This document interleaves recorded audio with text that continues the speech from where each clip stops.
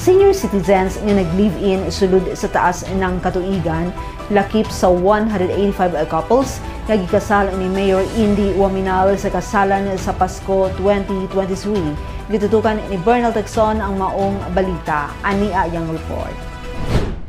Way kasudan ang gibating kalipay nila na Lulu Timoteo Sahorga, 68 anyos, ug Lula Nevina Caaminio Sahorga, 66 anyos, residente sa Barangay Carmen Annex, Osamis City. Tungod kay matod pa nila, human sa kapin sa 30 anyos nilang panag-ipon ingon nga bana ug asawa, natuman na gayud sa katapusan ang ilang pangandoy nga makasal para mamahimong formal sa mga mata sa Dios ug sa tao ang ilang kaminyoon. Ug mas gibati pa gyud nila ang tumang kalipay ug pagpasalamat kay ang batan-on ug buutan nga mayor pagyud sa syudad sa Osamis nga si Attorney Henry Andy Puentes Waminal Jr. mao gayud ang mikasal kanila ug lakip nila ni Vice Mayor Bibiniri ug sa napulo pa ka mga elected city councilors ug sectoral representatives nga maoy mga principal sponsors sa ilang kaminyoon.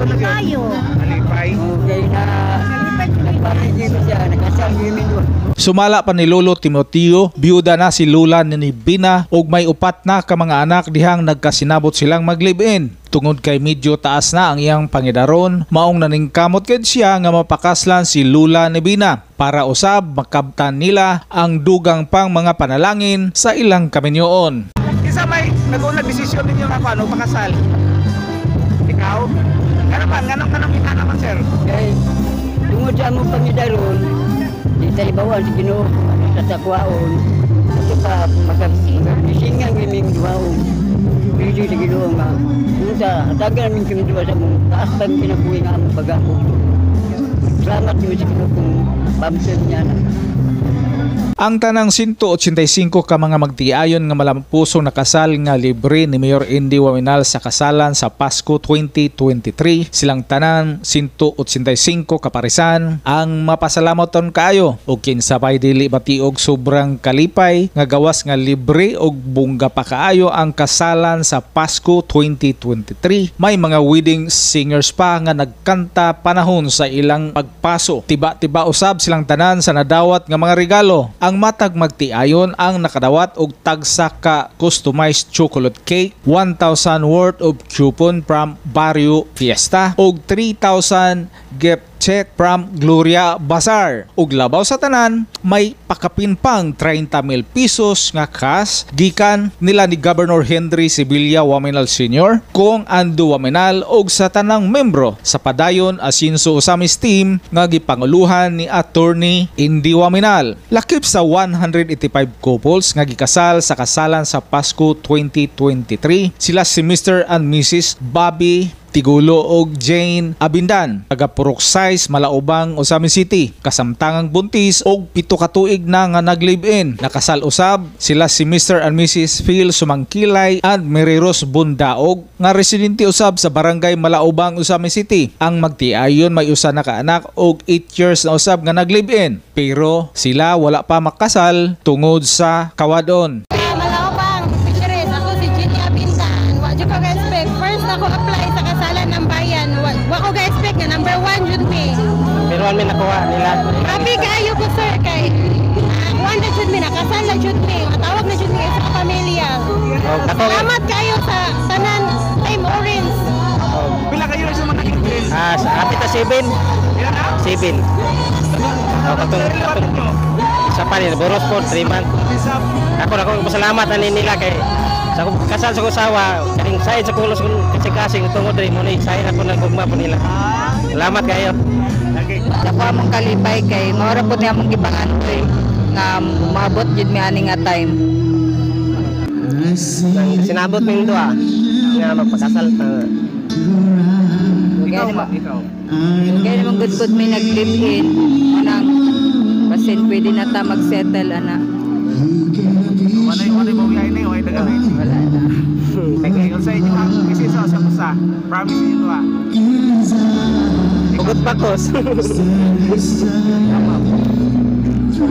Unta, likod ng perme. Unta magkasinabot perme para hapsay ang pamuyo. Sa rason din kanang nagpakasal mo. Gugma min do. Sumay min do.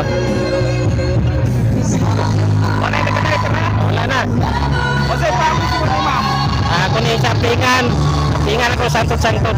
Sakit ang kalipay. Yes, ikaw ma'am. Ako po, maharap sa yung ingon. Sige, message sa atong mga sponsors. Salamat kayo sa mga akong mga maninoy, mga maninay ng mga sponsor ni Mayor Atty. Indy Waminal. Salamat kayo nila gitanan. Tanan nga sito ni Papa sa ilang pamilya nga Waminal. Salamat kayo. Salamat kayo. Salamat sa tanang Asinso team, sa atong Mayor Indy Waminal, Congressman Ando Waminal, o sa atong Governor Henry Waminal. Dagan kayong salamat. Ako kayo ni katabang sa among kami yun. Samtang sa laing bahin, emosyonal nga nagpasalamat si Lolo Timoteo og Lula ni Bina sa Hurga sa ilang nadawat nga marigalo gikan sa Team Asenso. Matod pa nila, dako na kay kining katabang para sa ilang inadlawng panginahanglanon. Ilabi na sa pag-eskwela sa ilang mga batang mga apo ug sa pagpa-repair sa kahugnoon na nilang balay. Si Kapitan. Iba sa mga bata, sa mga apuan nag-eskwela man sa Nag-eskwela. Ako para sa mga gamit sa eskwela. Iwasan ng eskwela. Sa balay po namin. Bayo po ni Gamal.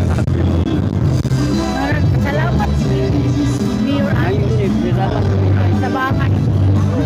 Sa una gutin, ano ba ni Ando? Kami ka umpisa ito kay pandemya manggod.